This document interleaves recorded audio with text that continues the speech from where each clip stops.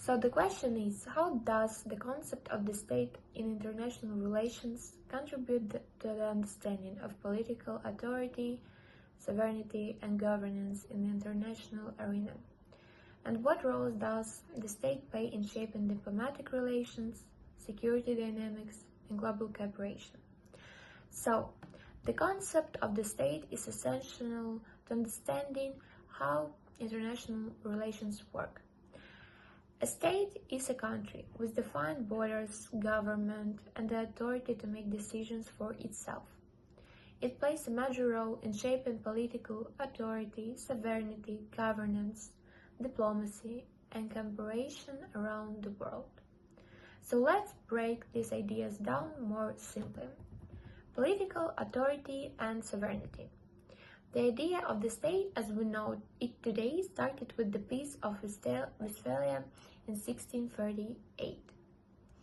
This historical event established the idea of sovereignty, which means that the state has full control over what happens within its borders. No other country is supposed to interfere in its internal affairs. For example, the government of the state decides its laws, policies, and how it runs its economy. Sovereignty is still a key part of global politics, but it isn't as absolute as it used to be. Today, many problems, like climate change, pandemics, and human rights violations, affect multiple countries at once.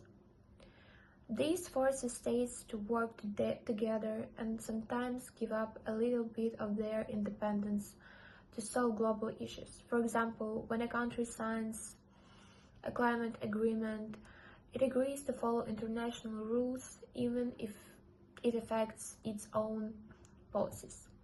Governance and the role of the state. Inside its borders, the state provides governance. It creates laws, protects its citizens, and manages resources like schools, hospitals, and infrastructure. But states also govern globally by participating in international organizations like the United Nations or the World Trade Organization. These organizations provide a space where countries can come together to solve problems that affect the whole world, such as war, trade disputes, or financial crises. States also help enforce international agreements. For example, if countries agree to reduce greenhouse gas emissions, states are the ones who create national policies to meet those goals. In this way, the state acts as both a leader at home and participant in global cooperation. The second one is diplomacy and security. States are also the key players in diplomacy, the process of building relationships with other countries. For diplomacy, states work together to solve shared problems, avoid conflicts, and promote their own interests. For example, states sign trade deals to grow their economies or create alliances to protect each other. Security is another critical role of the state. Every state is responsible for protecting its people and its territory. This often means maintaining strong militaries and forming alliances, like NATO, where countries agree to defend each other in case of attack. However, today's security challenges go beyond military threats.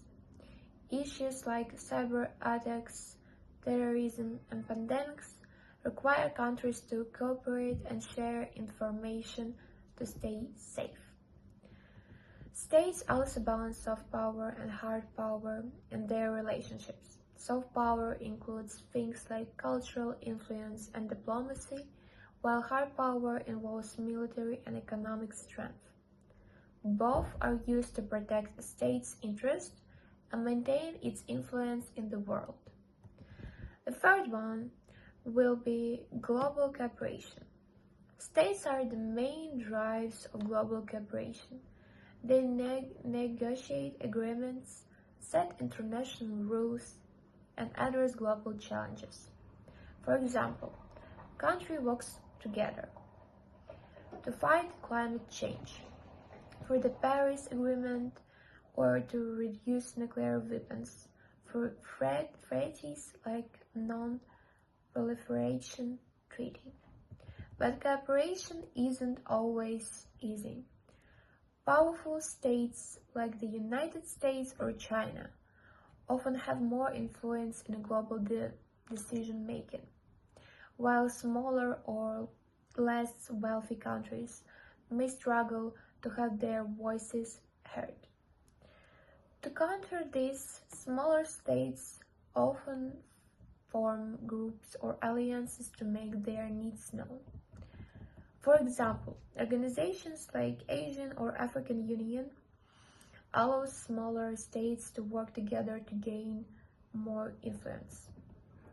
So, in conclusion, I wanted to say that in simple terms, the state is the center of how the world works. It has the authority to make decisions for its people, protect them, and manage relationships with other countries. States shape diplomacy, security, and global cooperation, and they adapt to new challenges as the world becomes more interconnected. Understanding the role of the state helps us see why some countries succeed in building strong alliances and solving problems, while others struggle. It also shows why working together is often necessary, even when it means making difficult compromises. Whether it's about protecting the environment, resolving conflicts, or promoting peace, states remain the most important actors in international relations.